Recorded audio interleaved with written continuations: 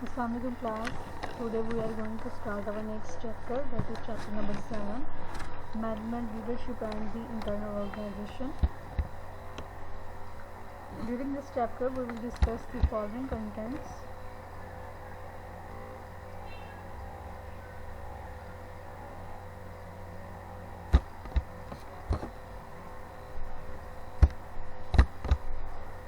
What is management? We will discuss what is management, the management hierarchy, skill needed for the managerial success, then management functions, importance of planning, what is planning, and then importance of planning. After it we will discuss the strategic planning process, manager as a decision maker, corporate culture and organizational culture, its structure itself. Okay, let's start from the management. ठीक है, management is the process of achieving organisational objective through people and their resources. Management is all about planning, organising, leading and controlling. ठीक है, इसमें basically क्या होता है कि organisation के गोल होते हैं, एक प्रोसेस है जिसमें ऑर्गेनाइजेशन के ऑब्जेक्टिव होते हैं, वो अचीव किए जाते हैं through the people and through other resource. अब वो पीपल लोग हो गए, वो जिसका ह्यूमन रिसोर्स होगा उनकी मदद से, और रिसोर्सेज जो रॉ मटेरियल या मशीनरी या इक्विपमेंट जो भी चाहिए उसकी हेल्प से क्या होता है कि जो ऑर्गेनाइजेशन के गोल होते हैं वो अचीव किए जाते हैं. ठीक है, अब मैनेजर्स जॉब क्या है? Managers job is to combine human technical resources to achieve the organisation goal. ठीक है, अच्छा, अब ऑर्गेनाइजेशन क्या होती है? Are deliberate arrangement of people to accomplish some specific purpose. यानी अब देखिए यहाँ पे तीन जो होते हैं ऑर्गेनाइजेशन के फीचर्स होते हैं कि एक तो उसमें इंट्रैक्शन होती है, अरेंजमेंट ऑफ पीपल होती है, यानी कि ह्यूमन रिसोर्स होते हैं, उनके आपस में इंट्रैक्शन होती है, एक प्रॉपर स्ट्रक्चर होता है और एक गोल होता है. ठीक है, जिसको अचीव करने के लिए वो एफर्ट करते हैं. राइट. Okay, then है manager, someone who coordinate and oversees the work of other people so that organizational goal can be accomplished. अब वो बंदा जो कि a manager is a person, simply you can say कि who work with and through other people, जो लोगों के साथ काम करता है और लोगों से काम कराता है. ठीक है, अब वो लोग कौन है? जो एम्प्लॉयज़ ऑफ द ऑर्गेनाइजेशंस हैं, जो एम्प्लॉयज़ हैं उनके काम के साथ कोऑर्डिनेट करता है, उनको गाइड करता है ताकि जो ऑर्गेनाइजेशन के गोल हैं वो अचीव हो सके. अच्छा, अब मैनेजमेंट हायरार्की क्या है कि टॉप मैनेजमेंट होती है, देन मिडल मैनेजमेंट होती है, सुपरवाइजरी मैनेजमेंट होती है. ठीक है, अब जो फर्स्ट लाइन मैनेजर होती है, manager at the lowest level of the management who manage employees. अच्छा, अब जो फर्स्ट लाइन मैनेजर होते हैं they are often called supervisor. अब उनका काम क्या होता है? They supervise the work of the people, of the employees who directly work on the machines, जो कि प्रोडक्शन यूनिट में डायरेक्टली मशीन्स पर काम कर रहे होते हैं. उनके वर्क को जो सुपरवाइज करता है वो कौन करता है? फर्स्ट लाइन मैनेजर, और they are also called supervisors. Okay, then middle managers between the lowest level and the top level of the organizations who manage the work of first line manager. अच्छा, अब जो middle manager हैं वो जो हैं bridge का काम करते हैं first line manager between first line managers and the top managers. अच्छा, अब उनका काम क्या है कि उन्होंने लोएस्ट लेवल जो मैनेजर्स हैं यानी सुपरवाइजर, उनके काम को भी देखना है. ठीक है, और जो टॉप लेवल ऑफ जो टॉप मैनेजमेंट है उनसे जो उन्हें इंस्ट्रक्शंस मिलती हैं या फिर जो उन्हें स्ट्रेटजी या प्लान के हवाले से जो इन्फॉर्मेशन मिलती है या उनको इम्प्लीमेंट करने की रिस्पॉन्सिबिलिटी किसकी होती है? मिडल मैनेजर्स की. ठीक है, जैसे आपके प्लांट मैनेजर होता है, ठीक है, डिविजनल मैनेजर, ब्रांच मैनेजर, अब ये कौन से हैं? आपके मिडल मैनेजमेंट हैं. ठीक है, अब उनका पर्पस बेसिकली क्या होता है? They are responsible for developing detailed plans and procedure that are guided by the top management. जो टॉप मैनेजमेंट से उन्हें इंस्ट्रक्शंस मिली होती है उसके अकॉर्डिंग वो प्लान्स बनाते हैं और जो गोल उन्होंने सेट किए होते हैं उसको अचीव करने के लिए फर्दर जो वो प्लानिंग करते हैं वो मिडल मैनेजमेंट करती है. ठीक है, फॉर एग्जांपल अगर आपकी जो टॉप मैनेजमेंट हैं they decided to broaden the distribution of product sales, कि वो कहते हैं कि जो आपकी प्रोडक्ट है उसको जो है वो उसकी डिस्ट्रीब्यूशन इंक्रीज़ करनी हो ताकि उसकी सेल्स इंक्रीज़ हो, तो अब ये डिसीजन जो है टॉप मैनेजमेंट ने ले लिया. अब मिडल मैनेजमेंट क्या करेगी? जो मिडल मैनेजर्स होंगे they will hire number of people, number of sales people. ठीक है, ज़ाहिर है जब आप उसकी प्रोडक्ट की सेल्स इंक्रीज़ करना चाह रहे हैं, उसकी डिस्ट्रीब्यूशन इंक्रीज़ करना चाह रहे हैं, तो आपको सेल्स पर्सन भी ज़्यादा चाहिए होंगे। तो इस तरह के डिसीजंस जो होते हैं वो मिडिल मैनेजमेंट जो होती है वो लेती है।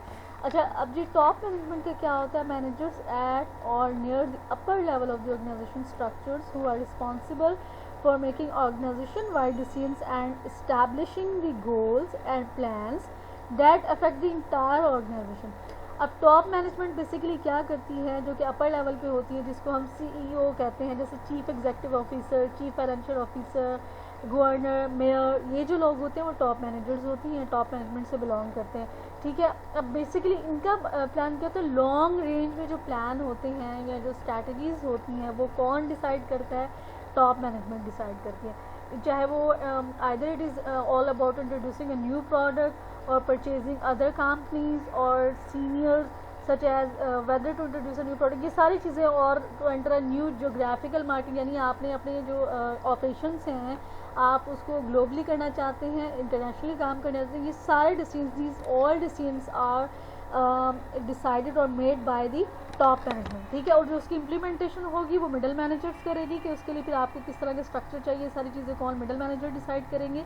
ठीक है, उसको इम्प्लीमेंट करेंगे, और जो फर्स्ट लाइन मैनेजर होगी जो आपके प्रोडक्शन यूनिट में काम कर रहे हैं उन लोगों के जो है काम को सुपरवाइज करेंगे। ठीक है, okay. Skills needed for the managerial success. Manager must exercise 3 basic type of the skills: technical skills, human skills and conceptual skills.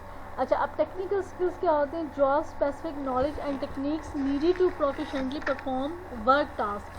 अब जो आपका इसमें क्या होगा कि टेक्निकल नॉलेज जो वो आपके लिए होना ज़रूरी होती है, और ये स्पेसिफिकली ये कंसर्न कर रहा होता है, ये रिलेट कर रहा होता है आपकी लोएस्ट लेवल मैनेजर या सुपरवाइज़र, उसके पास जो है, उसके लिए इसकी जो है इम्पोर्टेंस ज़्यादा है, क्योंकि उसके पास जॉब रिलेटेड नॉलेज जो होना बहुत ज़रूरी है, ताकि वो जॉब रिलेटेड नॉलेज, टूल और इक्विपमेंट से रिलेटेड नॉलेज जो होगा वो डिसिप्लिन और डिपार्टमेंट का किसी भी हवाले से वो होना बहुत ज़रूरी है, तभी वो दूसरों के काम को सुपरवाइज कर सकेगा और जज कर सकेगा।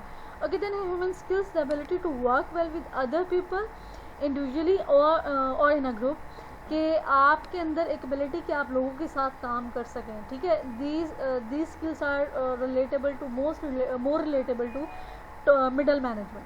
ठीक है, क्योंकि मिडल मैनेजमेंट ने टेक्निकल काम नहीं करना होता, उनका मेंटल वर्क ज़्यादा होता है, उनका they work as a spoke person as well. ठीक है, उनको फिर जो है उनकी कम्युनिकेशन जो होती है स्किल वो ज़्यादा अच्छी होनी चाहिए, क्योंकि उन्होंने कोऑर्डिनेट करना होता है टॉप मैनेजमेंट के साथ भी और लोएस्ट लेवल मैनेजर के साथ भी, फर्स्ट लाइन मैनेजर के साथ भी। ठीक है, तो क्या है, तो उनकी स्किल्स जो हैं वो बहुत ज़्यादा अच्छे होने चाहिए। Okay, conceptual skills, the ability to think and to conceptualise about abstract and complex situation. ठीक है, जो आपके कॉन्सेप्चुअल स्किल्स होती हैं कि मैनेजर्स की एबिलिटी होती है कि वो ऑर्गेनाइजेशन को यूनिफाइड होल के तौर पर देखें। ठीक है, कि उसको ऑर्गेनाइजेशन को ओवरऑल देखें कि उस पर कौन कौन सी चीज़ें जो हैं वो फर्दर इम्प्रूव हो सकती हैं, कौन सी स्ट्रैटेजीज़ बनानी है, क्या गोल होंगे, ये सारी चीज़ें। अगर प्रॉब्लमेटिक सिचुएशन है, सेल इंक्रीज़ नहीं हो रही तो उसके पीछे क्या फैक्टर्स है, अगर कोई प्रोडक्ट सक्सेसफुल नहीं हो रही तो वो क्यों है, उसके लिए सारी चीज़ें जो होती हैं ये कॉन्सेप्चुअल स्किल्स में आते हैं। ठीक है, यानी इसमें आपकी कॉग्निटिव एबिलिटीज़ जो होती हैं वो आपकी टॉप मैनेजमेंट के साथ रिलेट करती हैं, वहाँ पर इनकी इम्पोर्टेंस ज़्यादा होती है। ठीक है, ओके। मैनेजरियल फंक्शंस क्या होते हैं? हमें पता है, हमने पढ़ा है कि मैनेजमेंट के 4 पिलर्स होते हैं, that is planning, organising, leading and controlling. इसे हम मैनेजरियल फंक्शंस भी बोलते हैं। Managers are carrying out 4 basic functions. जो मैनेजर्स की रिस्पॉन्सिबिलिटी है, एक है planning, involves setting goals, establishing strategies for achieving those goals and developing plans to integrate and coordinate activities। एक तो प्लानिंग में क्या है कि उन्होंने डिसाइड करना है कि उनके गोल क्या हैं। ठीक है, उनके व्हाट विल बी देयर गोल। ठीक है, फिर उन गोल्स को अचीव करने के लिए they decided the courses of action, और आप कह लेंगे स्ट्रैटेजीज। ठीक है, फिर उसके बाद जो उन्होंने स्ट्रैटेजीज़ बना ली हैं, फिर उसको इंटीग्रेट और कोऑर्डिनेट कैसे करना एक्टिविटीज़। अच्छा, प्लानिंग को सिंपली अगर हम डिफाइन करें, planning is all about what to do and how to do, क्या करना है और कैसे करना है।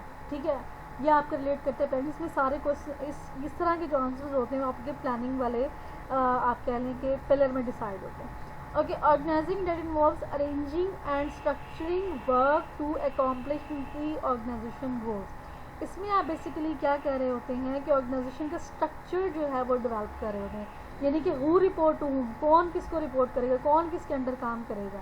ठीक है, बेसिकली आप इस तरह से जो होते हैं वर्क ड्यूटीज़ होती हैं उसको आप क्या कह लें कि आप उसको डिस्ट्रीब्यूट करते हैं। ठीक है, और फिर कौन किसके अंडर काम करेगी, सारी चीज़ें basically structure of the organisation जो होता है वो आप डिसाइड कर रहे होते हैं और ये इस्टेब्लिश कर रहे होते हैं, डेवलप कर रहे होते हैं ताकि ऑर्गेनाइजेशन के जो गोल बना चुके हैं उसको अचीव कर सकें। Okay, leading that involves working with and through people to accomplish organisation goal. इसमें बेसिकली क्या है कि आपने जो आपके वर्कर्स हैं उनको मोटिवेट करना है। ठीक है, आपने उसमें उनके गोल को अचीव करने के लिए आपने उन्हें मोटिवेट करना है। अगर कहीं पे लैकिंग है तो उनको आपने ट्रेनिंग प्रोवाइड करनी है। ठीक है, और फिर उनको गाइड करना है। ये सारे जो आपका होगा वो किसमें होगा, लीडिंग में। इसमें बेसिकली आप गाइड करते हैं, मोटिवेट करते हैं जो ऑर्गेनाइजेशन के एम्प्लॉयज़ होते हैं for the purpose to achieve the organisation goal. Okay, then controlling that involves monitoring, comparing and correcting work performance. इसमें बेसिकली आप जो होते हैं परफॉर्मेंस जो होती है आपके एम्प्लॉयज़ की, उसको आप कह लें कि इवेल्युएट कर रहे होते हैं, उसको जज कर रहे होते हैं। अगर तो आप कंपेयर करते हैं जो आपने परफॉर्मेंस स्टैंडर्ड बनाए हुए होते हैं। ठीक है, फॉर एग्जांपल अगर आपने सेल्स पर्सन है, ठीक है, एक सेल्समैन है, उसके लिए आपने या मार्केटर है, एक मार्केटिंग डिपार्टमेंट बंदा काम करता है, आपने उसका एक स्टैंडर्ड बनाया हुआ है कि वो पर वीक जो है वो 150 यूनिट्स ऑफ द प्रोडक्ट जो होगा वो सेल करेगा। ठीक है, अच्छा, अब जो है फिर जब आप कंपेयर करते हैं ये आपने एक स्टैंडर्ड बना लिया, ठीक हो गया। अब जो एक्चुअल परफॉर्मेंस होगी कि 150 यूनिट्स उसने सेल किए हैं, नहीं, अगर वो 120 यूनिट जो है वो सेल करके आता है तो ये क्या है, उसकी एक्चुअल परफॉर्मेंस जो है वो 120 यूनिट। देन आप क्या करते हैं कि फिर आप देखते हैं कि आइदर, अच्छा, अभी स्टेज में जब आप देखते हैं कि एक्चुअल जो स्टैंडर्ड परफॉर्मेंस वो अचीव नहीं हो रही, ठीक है, एक्चुअल परफॉर्मेंस में डिफरेंस है, फिर तो आप करेक्टिव एक्शन लेते हैं। You will take corrective action. First of all you will see either their goals are realistic or achievable, कि आपने अनरियलिस्टिक गोल तो नहीं सेट कर दिए। ठीक है, अगर आपने ऐसे जगह पे 150 यूनिट का जहाँ पे पॉपुलेटेड एरिया नहीं है, ठीक है, तो ये सारी चीज़ें देखें। लेकिन अगर आपने देखा कि सब कुछ ठीक है, गोल भी अचीवेबल है, ठीक है, अगर बंदे में कोई डेफिशिएंसी है उस इंसान में या उस मार्केटर में या सेल्स मैन में, आप उसकी ट्रेनिंग करेंगे। ठीक है, करेक्टिव एक्शन लेंगे। ठीक है, ओके, देन है types of planning. Planning can be categorised by scope and breadth. These plans must fit with firm's overall planning framework. ठीक है, ओके, देन इसमें आपकी स्ट्रेटेजिक प्लानिंग क्या है, the process of determining the primary objective of the organisation and then acting and allocating resources to achieve objectives. Strategic planning में जो आपके primary goals जो होते हैं उनको अचीव करने के लिए जो प्लानिंग की जाती है, that is your strategic planning. ठीक है, और ये लॉन्ग टर्म में होती है और जल्दी से चेंज नहीं होती। ठीक है, अच्छा, अब जो टेक्निकल प्लानिंग होती है involve implementing the activities specified by strategic plan. Technical plans guide the current and near term activities required to implement overall strategy. अच्छा, अब जो आपका टेक्निकल प्लान है, जो आपकी करंट स्ट्रेटजी जो आपने बनाई है, ठीक है, उसको इम्प्लीमेंट करने के लिए, उसको अचीव करने के लिए आप टेक्निकल प्लान्स बनाते हैं। करंट और एग्जिस्टिंग जो आपकी स्ट्रेटजीज हैं उसके लिए आप टेक्निकल प्लान बनाते हैं। ठीक है, जो आपके स्ट्रेटेजिक प्लानिंग होते हैं वो लॉन्ग रन में होते हैं, टेक्निकल प्लानिंग आपके शॉर्ट टर्म पीरियड के लिए होते हैं। ठीक है, technical strategic plan for example आपका ये होगा कि हमने जो है फॉर एग्जांपल जैसे ओप्पो का होगा कि उनकी जो गोल था कि उन्होंने मार्केट लीडर बनना है, ठीक है, सेलुलर कंपनी उसमें सेलुलर इंडस्ट्री में, तो ये क्या था उनका, आप कह लें कि लॉन्ग टर्म गोल था। तो उसके लिए उन्होंने स्ट्रेटेजिक प्लानिंग जो है वो उनकी डिसाइड हुई, जो प्राइमरी गोल था उसको अचीव करने के लिए उन्होंने जो प्लानिंग की होगी that will be strategic planning. अच्छा, फिर इसी तरह से जो टेक्निकल प्लानिंग होती है वो आपकी शॉर्ट टाइम पीरियड के लिए होती है। जैसे आप शॉर्ट टाइम के लिए आप सेल्स लगा देते हैं, किसी भी प्रोडक्ट की सेल्स इंक्रीज़ करने के लिए आप उसके ऊपर डिस्काउंट लगा देते हैं, जैसे by one get one free वाली, इस तरह की जो प्लानिंग्स होती हैं वो आपकी टेक्निकल प्लानिंग में आती है। अच्छा, operational planning creates a detail standard that guide implementation. अब वो जो आपके टेक्निकल प्लान्स हैं उनको कैसे इम्प्लीमेंट करना है उसके लिए आप ऑपरेशनल प्लानिंग करते हैं। इसमें बेसिकली डिसाइड किया जाता है कि आपने एक्टिविटीज़ को किस तरह से करना है। चूजिंग स्पेसिफिक वर्क टारगेट्स, आपने वर्क टारगेट बना लेते हैं, फिर उसके अकॉर्डिंग एम्प्लॉयज़ में वो जो वर्क होता है वो डिस्ट्रीब्यूट कर देते हैं। और उसके अकॉर्डिंग फिर एम्प्लॉयज़ की परफॉर्मेंस को मेजर करते हैं। ओके, देन 4 पे है contingency planning. Major accidents, natural disasters and rapid economic downturn can throw even the best laid plans into chaos to handle the possibility of business disruptions from events of this nature. Firm use contingency planning. अच्छा, अब contingency planning में basically क्या होता है कि आपने ये जो आपके जैसे आपकी ये जो इसमें बेसिकली क्या होता है कि कॉन्टीजेंसी प्लानिंग में आपके कोई डिज़ास्टर हो जाता है, ठीक है। जैसे हमने कहा कि इकोनॉमिक डाउन टर्न हो गया, यानी कि इकोनॉमी आपकी जो है वो कम, उसमें थोड़ा सा फ्लक्चुएशन आ गई, आप इतनी स्टेबल नहीं रही। तो इसमें ये होता है कि हर चीज़ प्री प्लान आपने की हुई, ज़रूरी नहीं है कि आपकी सारी चीज़ें प्री प्लान जो आपने की उसके मुताबिक चलें। कोई नेचुरल डिज़ास्टर भी हो सकता है, ठीक है। तो उस तरह की सिचुएशन से आपने उस तरह की सिचुएशन को एड्रेस करने के लिए हम जो प्लानिंग करते हैं वो कॉन्टीजेंसी प्लानिंग होती है, ठीक है। फॉर एग्जांपल जैसे आपने प्रोडक्ट लॉन्च की, अगर प्रोडक्ट फेल हो जाती है तो उसके लिए आपका जो सेकंड प्लान है या ऑप्शन बी क्या होगा, ठीक है। इसी तरह से अगर कोई नेचुरल डिज़ास्टर आ जाता है, फ्लड आ जाता है या खुदा न खास्ता आपकी फैक्ट्री में जो है वो आग लग जाती है, तो इसके लिए बेसिकली आपका जो होगा प्लान बी या ऑप्शन बी क्या होगा, उसके लिए भी आपने एक पूरा जो है वो कोर्सेज आपने डिसाइड किया हुआ होता है, ठीक है। बेसिकली क्राइसिस मैनेजमेंट के अंडर आती है आपकी कॉन्टीजेंसी प्लानिंग। तो ये प्लानिंग भी की जाती है, आपने एक अपना ऑप्शन बी या एक प्लान बी भी रखा हुआ होता है। तो उसके लिए जो सारी कोर्सेज ऑफ एक्शन डिज़ाइन किए जाते हैं आपकी कॉन्टीजेंसी प्लानिंग में आते हैं। ओके, जो स्ट्रेटजिक प्लानिंग प्रोसेस है, जो हमने कहा कि जो आपका ओवरऑल प्लानिंग है वो डेट इज स्ट्रेटजिक प्लानिंग, और जो कि लॉन्ग टर्म में होता है, प्राइमरी ऑर्गेनाइजेशन के ऑब्जेक्टिव अचीव करने की जो प्लानिंग करते हैं वो स्ट्रेटजिक प्लानिंग होती है। अच्छा, अब स्ट्रेटजिक प्लानिंग के अंदर 6 स्टेप्स इन्वॉल्व होते हैं। First one is defining the organisation's mission. First step is to translate firm's vision into mission statement. अच्छा, अब विजन जो बेसिकली होता है, विजन जो होता है फर्म एक जो आप कह लें ऑनर की या जो आपके टॉप मैनेजमेंट होती है उसकी एक परसेप्शन होती है कि ऑर्गेनाइजेशन के गोल के वजह से हमने अचीव करना है।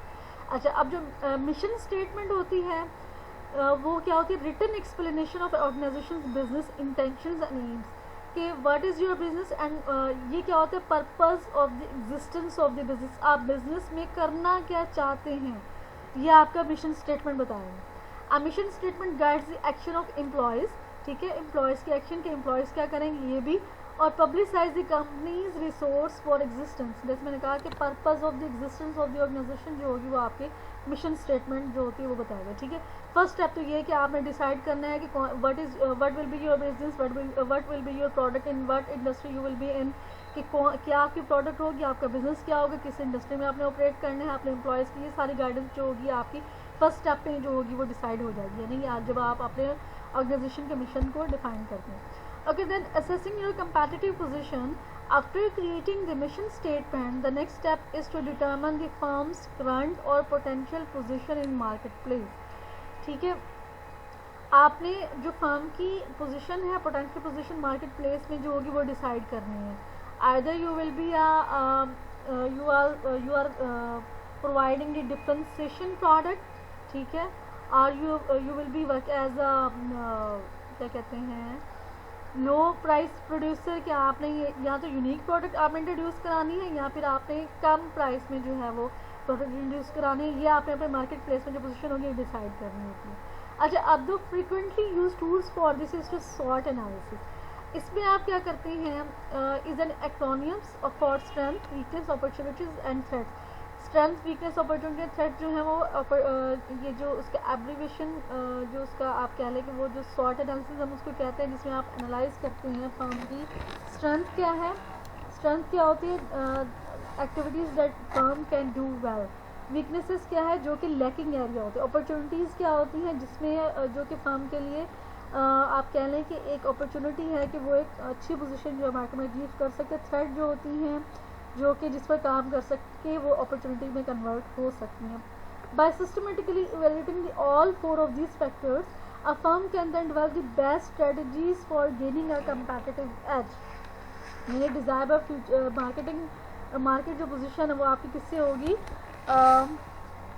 इन सारे चारों यानी कि आपने अपनी स्ट्रेंथ देखने की, स्ट्रेंथ क्या है, वीकनेस क्या है, अपॉर्चुनिटीज़ मार्केट में क्या क्या हैं, फिर आपको थ्रेट्स कौन कौन से हैं, ये डिसाइड करने के बाद ही आप अपनी कंपेटिटिव एज जो है मार्केट में आप जो हैं वो गेन कर सकते हैं। ठीक है, अब जो फर्म को जो मैनेजर होगा वो जो जज करेगा फर्म की स्ट्रेंथ और वीकनेस को, अब उस पर ये सारी चीज़ें कैसे होंगी कि उसने अपने फंक्शनल एरिया जैसे फाइनेंस डिपार्टमेंट कि उसके पास फाइनेंस कितना है, इन्वेस्टमेंट कितनी है, ठीक है, मार्केटिंग डिपार्टमेंट उसका कितना स्ट्रॉन्ग है, कितने उसके पास जो आप कह लें कि बेस्ट मार्केटर हैं, और इंफॉर्मेशन टेक्नोलॉजी में आईटी में कितना जो है उसकी ऑर्गेनाइजेशन जो है वो एडवांस है। ठीक है, ह्यूमन रिसोर्स उसका कितना स्किलफुल है, कितनी उसका एबिलिटीज़ ज़्यादा हैं।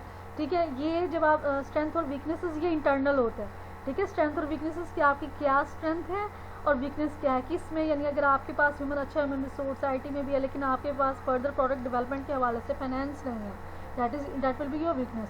ठीक है, अच्छा ह्यूमन रिसोर्स है, स्किलफुल है, अच्छे आईटी डिपार्टमेंट में आप अच्छे, मार्केटिंग डिपार्टमेंट आपका अच्छा, ये क्या है आपकी स्ट्रेंथ है। ठीक है, अच्छा इसी तरह से आपका जो ये मैंने कहा कि इंटरनल होता है ऑर्गेनाइजेशन के अंदर, within the boundary of the organisation. अच्छा, अब जो आपकी अपॉर्चुनिटीज़ और थ्रेट होती हैं ये outside the of the organisation होती हैं। ठीक है, अच्छा अब इसमें क्या होता है, मेजर अपॉर्चुनिटीज़ जो होती हैं वो क्या हैं। अच्छा, अब थ्रेट में क्या होती है, इकोनॉमिक रिसेशन हो सकता है। ठीक है, जो आपके जिस एरिया में आप काम कर रहे हैं वहाँ पे हो सकता है कि आपके पास आपके जो आपकी टारगेट मार्केट है उनकी परचेजिंग पावर इतनी ज़्यादा ना हो। ठीक है, दे आर अनविलिंग टू पे अ प्रीमियम प्राइसेस। ठीक है, इसी तरह से फिर आपका जो थ्रेट हो सकता है कि फेडरल रेगुलेशन जो होगी कि उस पर वो आपको और क्या कहते हैं टैक्सेस जो हैं वो इम्पोज कर देते हैं, तो ये सारी चीज़ें जो हैं वो क्या हैं आपके लिए थ्रेट होंगे। ठीक है, ये एक्सटर्नल होते हैं। Okay, then setting objective for the organizations. Objectives involve guideposts by which managers define the organization's desired performance in such areas as new product development, sales, customer service, growth, environmental and social responsibility and employee satisfaction. ठीक है, ये अब आपने अपने गोल जो होगी वो आपकी ऑर्गेनाइजेशन सेट करेगी। ठीक है, कि आपने न्यू प्रोडक्ट डेवलपमेंट की तरफ जाना है, सेल्स इंक्रीज़ करनी है, कस्टमर सर्विस आपका क्या होगा, ग्रोथ कितनी होगी, इन्वायरमेंटल और सोशल वेलफेयर के लिए आपने क्या काम करना है। ठीक है, एम्प्लॉयज़ को कितना सेटिस्फाई करना है, किस तरह से करना है, ये आपने जो है ऑब्जेक्टिव सेट करने हैं थर्ड स्टेप में। देन है 4 पे है creating strategies for the competitive differentiation. After setting objective the firm needs to identify the strategy it will use to reach its destination. जो उन्होंने गोल सेट किए हैं उसको अचीव करने के लिए फिर क्या आपने अपनी स्ट्रैटेजीज आइडेंटिफाई करनी है। The goal of strategy development is competitive differentiation. कि आप कंपैटिटिव डिफरेंशिएशन, मैंने जैसे पहले बताया कि आप मतलब डिफरेंशिएशन की तरफ जाना चाहते हैं, जिसमें क्या होता है unique combination of companies ability in resources that set it apart from its competitor. कि आपके पास वो यूनिक रिसोर्सेज या unique combination of the product हैं जो कि आपके अपने कंपैटिटर से आपको डिफ्रेंशिएट कर रहे हैं। आपकी एबिलिटी जो रिसोर्सेज हैं वो आपको इस बेस पर आप अपने कंपैटिटर से एक जो है एक अलग पहचान रखते हैं। ठीक है, ओके देन या फिर आपने जो है लो कॉस्ट प्रोड्यूसर बनना है, बल्क में प्रोडक्ट प्रोड्यूस करनी है। ठीक है, और जो है लो प्राइसेस रखनी है। ये सारी चीज़ें जो होंगी आप अपने ऑब्जेक्टिव सेट करने के हवाले से फिर आप अपनी स्ट्रैटेजीज डिसाइड करेंगे। ओके देन 5 स्टेप में क्या होगा, implement the strategy. After the 4 phases of the strategies planning process, the manager are ready to put those planning to action. जब आपने डिसाइड कर लिया, ठीक है, आपने अपनी स्ट्रेंथ, आपने अपने स्ट्रैटेजिक ऑब्जेक्टिव डिसाइड कर लिया, आपने अपना SWOT एनालिसिस डिस्क्राइब कर लिया, ऑब्जेक्टिव सेट कर लिए, फिर आपने अपनी स्ट्रैटेजी जो है वो आइडेंटिफाई कर ली कि आपने कौन सी करनी है, सेलेक्ट कर ली। फिर नेक्स्ट स्टेप क्या है, 5th स्टेप क्या, आपने उसको इम्प्लीमेंट करना है। ठीक है, उसको एक्शन में लेकर आना। अभी तो जस्ट आपका वो था ना कि अभी आप डिसाइड करते हैं, यहाँ पे आप इम्प्लीमेंट करते हैं। बेसिकली प्रैक्टिकल जो फेज है आपका इम्प्लीमेंट द स्ट्रैटेजी है। 6 पे monitoring and adapting strategic plan. The final step is to monitor plan to make some changes if actual performance fail to meet the goals. Monitoring means securing feedback about performance. Manager compare actual sales against forecast. यानी कि जो आपकी जैसे हमने जो controlling वाला जब हम पढ़े थे तो मैंने आपको बताया कि आप कंपैरिजन करते हैं, आपने जो आपने परफॉर्मेंस स्टैंडर्ड बनाया होते हैं उसके अकॉर्डिंग आप एक्चुअल परफॉर्मेंस को जो है वो कंपेयर करते हैं, देखते हैं कि कहाँ पे फेलियर है, फिर उस फेलियर को जो है वो ठीक करने की कोशिश करते हैं। Okay, then you have manager as a decision maker. Before deciding manager, before explaining manager as a decision maker concept, first of all, let's see what is decision. A choice decision is all about a choice among two or more alternatives. आपके पास दो या तीन options हैं, उनमें से आपने किसी एक ऑप्शन को select करना है. It is all about decision making. It is all about decisions. ठीक है. जैसे आपका था कि आपने जब आप लोगों ने एडमिशन लिया यहाँ पे रेफा में, तो आपका डिसीजन आप क्या था कि आपके पास एडीपी जो था बिजनेस मैनेजमेंट था, एडीपी अकाउंटिंग एंड फाइनेंस था, एडीपी सीएस था. ठीक है. तो आपने ये आपके पास 3 जो थे, फिर एडीपी मैथमेटिक्स और था, फिज़िक्स था, केमिस्ट्री था. तो इसमें आपने क्या करना था, चूज़ करना था. बेसिकली आपके पास 4-5 ऑप्शन थे. फिर आपके पास जो आपने डिसीजन लिया है कि आपने बिजनेस मैनेजमेंट में जाना है या अकाउंटिंग फाइनेंस में जाना है, जब आपने चूज़ किया, डैट इज़ अबाउट डिसीजन. अच्छा, decision making process of recognising a problem और opportunity, evaluating alternative solutions, selecting and implementing an alternative and assessing the results. Manager make 2 basic kind of decisions, program decisions and non-program decisions. Decision making में क्या है कि आपको एक problem है, जैसे आपने वही एग्जाम्पल को कंटिन्यू करते हैं कि आपका प्रॉब्लम क्या था कि आपने एडमिशन लेना है, ठीक है, बैचलर डिग्री में, और फिर आपने ऑल्टरनेटिव देखे कि यहाँ तो आप 4 इयर्स वाला बीएस ऑनर्स में जाएं या आप 2 इयर्स वाले एडीपी क्लासेस उसमें प्रोग्राम्स में एडमिशन ले लें. ठीक है. अब आपके पास ये सारे ऑप्शंस थे, ऑल्टरनेटिव थे, सब्स्टिट्यूट थे. उसमें फिर आपने जो आपको मोस्ट रिलेटेबल लगा, जो आपको मतलब अचीवेबल लगा, आपने उसमें एडमिशन लिया. ठीक है. और फिर उसके बाद आपने उसके अंदर पढ़ना शुरू किया और देन आपने देखा कि आपके इंटरेस्ट के अकॉर्डिंग जिसमें आपने एडमिशन लिया वो है या नहीं.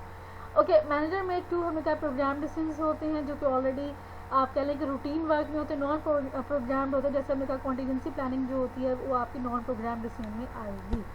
ओके. प्रोग्राम डिसीजंस क्या होते हैं? Are repetitive decisions that can be handled by a routine approach.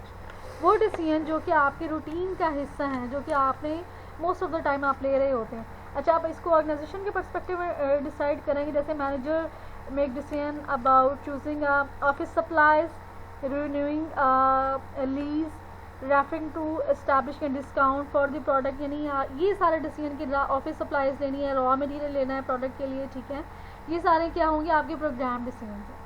अच्छा, अब जो नॉन प्रोग्राम डिसीजन हैं ये आपके रूटीन बेस्ड डिसीजन हैं, इसलिए हम प्रोग्राम डिसीजन कहते हैं. अच्छा, आपके जो नॉन प्रोग्राम डिसीजन हैं, जैसे for example entering a new market, developing a new product, तो ये सारे जो डिसीजंस होंगे आपके क्या होंगे, और introducing a new product line. ठीक है. ये जो होंगे इसके लिए जो डिसीजंस आप लेंगे उसको हम कहते हैं कि नॉन प्रोग्राम डिसीजन. जाहिर है जब आप न्यू प्रोडक्ट बना रहे हैं उसके लिए आपको रॉ मटेरियल भी अलग से उसके लिए चूज़ करना पड़ेगा. ठीक है. उसके लिए जो आपका डिस्ट्रीब्यूशन चैनल होगा, यानी कैसे आपने अपनी प्रोडक्ट को कस्टमर तक अवेलेबल करना है. Either you will choose direct selling और यू विल चूज़ रिटेलर और होलसेलर. ठीक है. ये सारी चीज़ें जब आप डिसाइड करेंगे तो वो क्या होगा? आपके नॉन प्रोग्राम डिसीजन होंगे जो कि आपके रूटीन का पार्ट नहीं है. न्यू प्रोडक्ट लाइन आप इंट्रोड्यूस करा रहे हैं. फॉर एग्जांपल आपने पहले आप जो थी फीमेल कॉस्मेटिक्स बनाते थे, देन आपने मेल में शैम्पू इंट्रोड्यूस कराए. ठीक है. उनकी क्रीम्स इंट्रोड्यूस कराई. तो that decision all about non program decision. Okay, how manager make decisions in broader sense? Decision making involves a systematic step-by-step process that helps manager make effective choices. First of all क्या होता है? Recognizing problem, developing alternative, then evaluate alternative, select, implement, choose an alternative. आपने सबसे पहले एक problem को identify किया, उसके बारे में आपने डिसीजन लेना है. फिर उसके बाद आपने अपने सब्स्टिट्यूट बनाए, ऑल्टरनेटिव बनाए. फिर आपने हर ऑल्टरनेटिव को, जैसे मैंने आपको आपके जैसे आपने रिफा में एडमिशन लिया एडीपी में, तो मैंने उसके हवाले से बताया कि डेवलप ऑल्टरनेटिव आपको पता था कि आपके पास 5-6 ऑप्शन हैं एडीपी में एडमिशन लेने के लिए. ठीक है. फिर आपने डिसाइड किया कि आपने कौन सा आपके जो है इंटरेस्ट के अकॉर्डिंग है. ठीक है. फिर आपने उसको सिलेक्ट कर लिया. फिर फॉलो अप डिटरमिन इफेक्टिवनेस, फिर आपने उसकी इफेक्टिवनेस देखी, यानी कि आप कितना उसके लिए जो है आपकी इंटरेस्ट के अकॉर्डिंग था. ठीक है. अगर कुछ बच्चे होते हैं फर्स्ट सेमेस्टर में उनके मतलब वो नहीं किसी चीज़ में वो कर रहे होते तो वो छोड़ जाते हैं. ठीक है. ये फॉलो अप डिटरमिन इफेक्टिवनेस हो गया. Okay. Manager as a leader, leadership is all about involving, directing और inspiring people to attain certain goals. Leadership involves the use of influence or power. अच्छा, अब यहाँ पे अगर आप मैनेजर की उसमें देखें, मैनेजर है तो वो तो पावर यूज़ करेगा. ठीक है। लोगों को इन्फ्लुएंस करने के लिए क्या है, उसको अपने मतलब डिज़ायर उसकी जो कंडीशन होगी उसमें काम करने के लिए उसके लिए पार होती है, ठीक है। वो किसी पर्टिकुलर पोजीशन पे काम कर रहा होता है, रिजनेबल पोजीशन पे काम कर रहा होता है, तो उसके लिए वो पार होती है। अच्छा, अब जो दूसरा जनरल फॉर्म में हम जो देखें, leadership is all about influencing other, ठीक है। इसमें क्या है कि उसके पास एक ऐसी एबिलिटी होती है कि जो उसके फॉलोअर्स होते हैं, जो लीडर ने कह दिया उसकी बात पर अंधाधुंध जो है वो उसकी पैरवी करते हैं, उसको फॉलो करते हैं, ठीक है। उसके अंदर एक ऐसी उसके अंदर एक एबिलिटी होती है जो कि इन्फ्लुएंस करती है लोगों को। अच्छा, leadership style the way a person use power to lead others determine his or her leadership style, कि वो किस तरह से पावर को यूज़ करते हैं वो उसके लीडरशिप स्टाइल पर डिपेंड करता है। There are 4 common leadership style is as follows.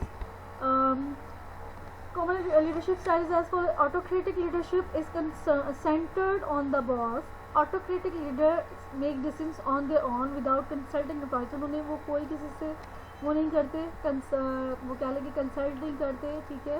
वो डिसीजन अपने उस पर लेते हैं। जैसे आपका जो आपका आप क्या लें सदारती निज़ाम जो होता है आपका, जिसको आप कहते हैं प्रेसिडेंशियल जो आपका वो होता है सिस्टम, उसमें क्या होता है कि एक जो उसका प्रेसिडेंट होता है वो सारे डिसीजंस लेते हैं। जैसे आपकी जो सेंटर्ड ऑर्गेनाइजेशंस होती हैं, जो हिरारिकल ऑर्गेनाइजेशन होती है, जो हमने डिस्कस किया था, top management, middle level management और जो है फिर आपका लास्ट में था लोएस्ट लेवल मैनेजमेंट, और क्या था, इस तरह की जो मैनेजमेंट में होती है, टॉप मैनेजमेंट जो होती है सारे डिसीजंस ले रही होती है, वो कंसर्न नहीं करती, वो इंक्लूड नहीं करती मिडिल मैनेजमेंट को, या फिर आप कह लें कि फर्स्ट लाइन मैनेजमेंट को वो डिसीजन मेकिंग में इंक्लूड नहीं करती, ठीक है। तो ये जो एग्जांपल है that is the autocratic leadership, कि आपने अपने डिसीजन जो है वो टॉप मैनेजमेंट ले लिया और उस डिसीजन को फिर बाद में कम्युनिकेट कर दिया मिडिल मैनेजमेंट को भी और फर्स्ट लाइन मैनेजमेंट को भी। ओके, देन है democratic leadership includes subordinates in the decision making process. This style centres on the employees contribution. इसमें क्या होता है कि आप सबकी राय को साथ लेकर चलते हैं, ठीक है। आपके सबऑर्डिनेट्स भी जो होते हैं आपके डिसीजन मेकिंग का पार्ट होते हैं, आप उनकी सजेशन भी लेते हैं, ठीक है। उसके बाद कोई भी जो है वो फैसला लेते हैं। अच्छा, इसमें बेसिकली एम्पावरमेंट का कॉन्सेप्ट आता है, यानी giving employees shared authority, responsibility and decision making with their manager, कि वो भी उसमें जो उसकी डिसीजन मेकिंग में जो है वो उसका पार्ट बन सकें, ठीक है। Democratic leadership all about taking the concerns of the other people, of the other stakeholders like middle management or first line management. Okay, then free reign leadership believes minimal supervision. अच्छा, यहाँ पे जो आपकी top management जो आपका autocratic leadership है, इसमें भी मैंने कहा जैसे टॉप मैनेजमेंट डिसीजन लेगी। अच्छा, अब जो डेमोक्रेटिक लीडरशिप है, टॉप मैनेजमेंट डिसीजन तो लेती है, लेकिन उसमें क्या है कि वो अदर जो मैनेजमेंट की लेयर्स है, यानी मिडिल मैनेजमेंट जो फर्स्ट टाइम उनको भी इंक्लूड करते हैं डिसीजन मेकिंग में। इंक्लूड करने का मकसद ये है कि उनकी सजेशन भी लेते हैं।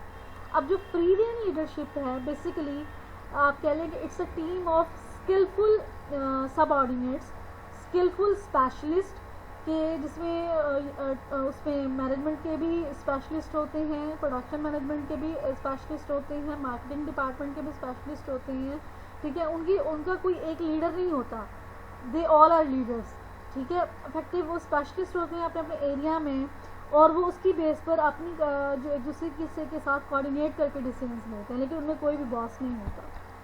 ओके, देन है corporate culture, organisation system and principle believes and values. Our corporate culture is typically shaped by the leader who founded and developed the company and by those who have succeeded. Corporate culture में किस तरह की values होंगी, क्या beliefs होंगे, काम करने का पैटर्न क्या होगा। Either it will be hierarchical structure और it will be a flatter organisation, यानी हायरार्की होगी, स्ट्रिक्ट सेंटर्ड होगी, डिसेंटेड होगी, कि हायरार्किकल नहीं होगी, टीम बना दी जाएंगी और हर जो होगा सुपरवाइज़र जो होगा उसके टीम का जो लीडर होगा वो अपनी टीम की परफॉर्मेंस को मेजर करेगा, ठीक है। ये सारे डिसीजन जो होती हैं वो कॉर्पोरेट कल्चर, ये सारे डिसीजन जो होते हैं कॉर्पोरेट कल्चर को, ये सारी चीज़ें जो होती हैं कॉर्पोरेट कल्चर को शो कराती हैं। और जो कॉर्पोरेट कल्चर होता है वो कौन उसको शेप करता है, लीडर करता है या ऑनर ऑफ द ऑर्गेनाइजेशन करता है। For example, Google tries to maintain the culture of innovation, creativity and flexibility that its co-founder Larry Page and Sergey Brin promoted from the beginning. In an organization with a strong culture, everyone know and support the same principle and beliefs. अच्छा, अब जो आपका Google का structure है वो hierarchical structure नहीं है, flatter है, यानी उसमें हायरार्की नहीं है कि टॉप मैनेजमेंट और मिडिल मैनेजमेंट, मतलब उसमें फ्लैटर जो उसकी लेयर्स है उन्होंने कम की हुई है, ठीक है, और इतना कोई रिजिड नहीं है, और जो उसकी डेमोक्रेटिक डिसीजन मेकिंग होती है, ठीक है। इनोवेशन और क्रिएटिविटी वो कहते हैं जब एम्प्लॉयज़ को फ्रीली काम करने दिया जाए तो क्रिएटिविटी इनोवेशन आती है। Creativity is all about thinking of the new ideas, innovation is all about implementing of the new ideas to introduce a new product in the market, ठीक है। देन है आपका organisation structure is the formal arrangement of the job within organisation के। Organisation में जैसे मैंने कहा था कि हमने ऑर्गेनाइजिंग में पढ़े थे हु रिपोर्ट टू हुम, ये सारा स्ट्रक्चर जो होगा आपका ऑर्गेनाइजेशन स्ट्रक्चर में डिसाइड होगा, ऑर्गेनाइजिंग में डिसाइड होगा। Many factors influence the result of organizing like firms goal, competitive strategy and the type of the product its offer size. अब ये जो ऑर्गेनाइजेशन स्ट्रक्चर होता है कि वो किस तरह के प्रोडक्ट मार्केट में ऑफर कर रहे हैं, इसका साइज़ क्या है, स्मॉल ऑर्गेनाइजेशन है, मीडियम साइज ऑर्गेनाइजेशन है, लार्ज ऑर्गेनाइजेशन है, तो इसकी बेस पर जो है ऑर्गेनाइजेशन का स्ट्रक्चर डिसाइड होता है। ऑर्गेनाइजेशन बेसिकली ऑर्गेनाइजेशन जो चार्ट होता है, visual representation of organization structure, जो आपकी ऑर्गेनाइजेशन का स्ट्रक्चर होता है उसको विजुअली जो आपको दिखाया जाता है ऑर्गेनाइजेशन चार्ट, जो उसकी पिक्चर की फॉर्म में जो ऑर्गेनाइजेशन का स्ट्रक्चर दिखाया जाता है उसको हम ऑर्गेनाइजेशन चार्ट कहते हैं। ऑर्गेनाइजेशन डिज़ाइन, क्रिएटिंग और चेंजिंग द ऑर्गेनाइजेशन स्ट्रक्चर, जिसमें हम थोड़ा सा जब ऑर्गेनाइजेशन के स्ट्रक्चर में चेंज करते हैं तो उसको हम कहते हैं organization design. Okay, departmentalization process of dividing work activities into units with organization depending upon the size of the organization. An executive run the departments followed by the middle level managers and supervisors. The five forms are as follows. अच्छा, departmentalisation क्या होगी, आपकी organisation के size पर depend कर रही होती है और आपकी टॉप मैनेजमेंट के डिसीजंस पर, ठीक है, कि कितने डिपार्टमेंट्स हैं, ये सारा कुछ। ओके, functions departmentalization, some firm organize work units according to the business functions such as finance, marketing, human resource and production. ये डिफरेंट फंक्शंस हैं, उनकी परफॉर्मेंस को उन्होंने जज करना होता है, तो ये होती है आपकी फंक्शन ऑर्गेनाइजेशन। ओके, देन है product departmentalization, organization work unit based on the goods and services the company offers. Last वाली स्लाइड में कि ऑर्गेनाइजेशन में हर आपने डिपार्टमेंट बना दिया है, ठीक है, ये आपका फाइनेंस डिपार्टमेंट है, मार्केटिंग डिपार्टमेंट है, ह्यूमन रिसोर्स, हर एक की अपनी अपनी जो है वो कॉन्ट्रीब्यूशन है ऑर्गेनाइजेशन के गोल अचीव करने के हवाले से, ऑर्गेनाइजेशन की सक्सेस के हवाले से या प्रोडक्ट डेवलपमेंट के हवाले से, ठीक है। अच्छा, ये तो इस तरह से होगा। ओके, देन जो प्रोडक्ट डिपार्टमेंटलाइजेशन है कि अगर एक फार्म है उसकी मल्टी प्रोडक्ट्स हैं, वो शैम्पू भी बना रही है, वो क्रीम भी बना रही है, तो आपने उसकी डिपार्टमेंटलाइजेशन इस तरह से करने की कि ये शैम्पू का जो है वो प्रोडक्शन यूनिट है या ये उसका वो है बिजनेस यूनिट है, ये शैम्पू का बिजनेस यूनिट है, ये क्रीम का बिजनेस यूनिट है, ठीक है। फर्दर ये फर्दर चीज़ों का वो है, यानी आपने प्रोडक्ट के हवाले से डिपार्टमेंटलाइजेशन कर ली, फिर उस डिपार्टमेंटलाइजेशन जो आपने प्रोडक्ट के हवाले से की शैम्पू के, उसके अंदर फिर उसके अलग से वो डिपार्टमेंट्स होंगे, जैसे मैंने कहा कि वो ह्यूमन रिसोर्स या एक्सेट्रा एक्सेट्रा। ओके, देन है geographical departmentalisation, this form organise unit by the geographical region within a country और for multinational firm by region throughout the world. अब इसमें बेसिकली क्या है कि आप डिपार्टमेंटलाइजेशन कर रहे हैं कि आप जो है पाकिस्तान में भी अगर कोई पाकिस्तान बेस्ड फार्म है उसकी प्रोडक्ट जो है वो यूके उसमें, जैसे पाकिस्तान के ये नेशनल फूड्स वाले हैं, इनके जो स्पाइसेस हैं, ये मसाले हैं, वो गल्फ़ कंट्रीज़ में बड़े पसंद किए जाते हैं, तो उन्होंने उसको वो कर दिया कि ये जो है यूएई में जो ये है, ठीक है, ये हमारा जो बिजनेस यूनिट यूएई में ये वाला है, सऊदी अरब में ये वाला है, ठीक है, तो ये आपकी क्या होगी जियोग्राफिकल डिपार्टमेंटलाइजेशन। ओके, देन है customer departmentalisation, a firm that offers a variety of goods and services targeted the different type of customer might structure itself on it. अब कस्टमर डिपार्टमेंटलाइजेशन में बेसिकली क्या होता है कि आपने एज ग्रुप, जिस age group के या जिस एज कैटेगरी के आपने कस्टमर सेलेक्ट किए होते हैं, ठीक है, टारगेट किए होते हैं, उसके अकॉर्डिंग आप डिपार्टमेंटलाइजेशन करते हैं। फॉर एग्जांपल, अगर आपने जो है आपकी जो टारगेट मार्केट है, जैसे कि पैम्पर्स वगैरह हैं, उनकी टारगेट मार्केट क्या है, बेबीज़ हैं, ठीक है, जो 5 साल से कम उम्र बच्चे हैं वो उनके वो है, ठीक है। इसी तरह से जॉनसन एंड जॉनसन है, उनकी वो क्या है, तो इस हवाले से आप अपनी डिपार्टमेंटलाइजेशन कर लेते हैं, ठीक हो गया। और process departmentalization, some product required multiple work process to complete their production, some firm organize work not on the basis of the process. ये थोड़ा सा डिफरेंट है कि आपने अपने प्रोसेस के हवाले से जो है वो डिपार्टमेंटलाइजेशन करनी है, ठीक है। ये उन चारों से डिफरेंट है कि आपने, यानी कि इसमें बेसिकली क्या होता है, जैसे असेंबली होता है कि आपने प्रोडक्ट के कुछ वो जो हैं पार्ट्स बाहर से मंगवा लिया और आपकी उसकी असेंबली जो है वो आपके पर्टिकुलर आपकी जो यूनिट है उसमें कर रहे हैं, तो ये आपकी बेसिकली एग्जांपल होती है आपके प्रोसेस डिपार्टमेंटलाइजेशन की, राइट। ओके, ये ऑर्गेनाइजेशन स्ट्रक्चर दिखाया गया, जैसे चीफ एग्जीक्यूटिव ऑफिसर होता है, उसके अंडर वाइस प्रेसिडेंट होता है, वाइस प्रेसिडेंट ऑफ मार्केटिंग हो गया, वाइस प्रेसिडेंट ऑफ मैन्युफैक्चरिंग हो गया, फिर उसके under domestic sales manager, international sales manager आ गया, मैन्युफैक्चरिंग के अंदर प्रोडक्शन सुपरवाइजर आ गया, ठीक है। अच्छा, ऑर्गेनाइजेशन स्ट्रक्चर में delegating work assignments are manager assign works to employees process called delegation. जो प्रोसेस जिसमें एक मैनेजर टास्क असाइन करता है अपने एम्प्लॉयज़ को, उसको हम डेलीगेशन कहते हैं। अच्छा, स्पैन ऑफ मैनेजमेंट और span of control is the number of employee manager supervisor, these employees are refer to direct reporter, यानी कि एक सुपरवाइजर के अंदर कितने लोग काम करेंगे, ठीक है, इसको वो कितने लोगों को ठीक से मैनेज कर सकता है, वो क्या कहलाता है, span of management. Okay, centralization, decentralization, a company that emphasizes centralization retain decision making at the top of the management hierarchy, while a company emphasizes decentralization locate decision making at lower level। जैसे हमने पहले भी decision making में पढ़ा, जो हमने top management वाला sorry autocratic और डेमोक्रेटिक वाला पढ़ा। जो आपका ऑटोक्रेटिक स्टाइल होता है, हमने कहा ऑटोक्रेटिक स्टाइल जो लीडरशिप उसमें डिसीजन मेकिंग स्टाइल होता है, उसमें क्या होता है जिसको हम सेंट्रलाइज कहते हैं, सेंट्रलाइजेशन कहते हैं। इसमें क्या होता है, टॉप मैनेजमेंट विल डिसाइड और will take all decisions about new product development और एंटरिंग अ न्यू मार्केट, ठीक है। लेकिन डिसेंट्रलाइजेशन में क्या होता है, बेसिकली हम जो होती है डेमोक्रेटिक डिसीजन मेकिंग है, इसमें क्या होता है, आप अपने मिडल मैनेजमेंट को और फर्स्ट लाइन मैनेजमेंट को भी जो है वो क्या कहते हैं, इंक्लूड करते हैं डिसीजन मेकिंग में। अच्छा, the fourth type of the organization structure, किस तरह के स्ट्रक्चर्स होते हैं, 4 basic type of organization structures होते हैं, जैसे लाइन ऑर्गेनाइजेशन होती हैं, establishing direct flow of authority from the chief executive to employees, it has clear chain of command, hierarchy manager और वर्कर, जो कि everyone know who is in the charge and decisions are made quickly. जो आपकी जो हमने hierarchical organisation पढ़ा था ना, स्ट्रक्चर हायरार्किकल ऑर्गेनाइजेशन, जिसमें टॉप मैनेजमेंट, मिडिल मैनेजमेंट और फर्स्ट लाइन मैनेजमेंट, ठीक है। जो हमने ऑटोक्रेटिक स्टाइल पढ़ा था, जिसमें क्या होता है, डिसीजंस क्या होगा, टॉप मैनेजमेंट लेगी और फिर उसको फ्लो डिसीजन को जो है वो कम्युनिकेट कर देगी मिडिल मैनेजमेंट की तरफ और फर्स्ट लाइन मैनेजमेंट की तरफ। अच्छा, अब इस तरह की जो लाइन ऑर्गेनाइजेशंस होती हैं या हायरार्किकल ऑर्गेनाइजेशंस होती हैं, इसमें डिसीजन मेकिंग बड़ी ईजी होती है।